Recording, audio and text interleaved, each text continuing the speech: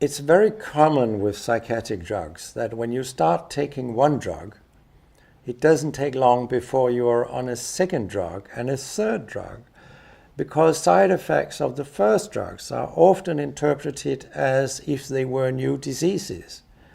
So if you start with an antidepressant drug, you can become psychotic, and then you get an antipsychotic drug. And it's the same with ADHD drugs. They have side effects that are very similar to the symptoms you use when you diagnose bipolar.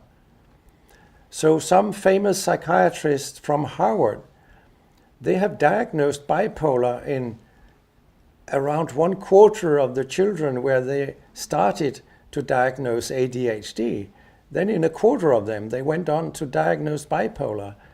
So they convert side effects into a new psychiatric disorder, which most of these children don't have. This is terribly, terribly tragic.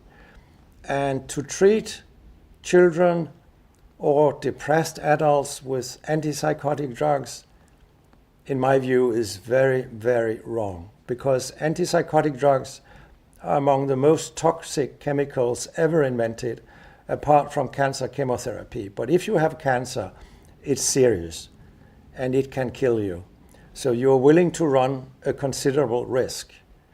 But antipsychotic drugs are very bad drugs. Actually, the newer antipsychotic drugs like Abilify and olanzapine, Zyprexa, and what they're all called, Risperdal and so on, in the registration applications submitted to the FDA in the United States, the benefit was so small that it was far below the minimum change that anybody can notice as a benefit. So actually the FDA has approved drugs that don't work.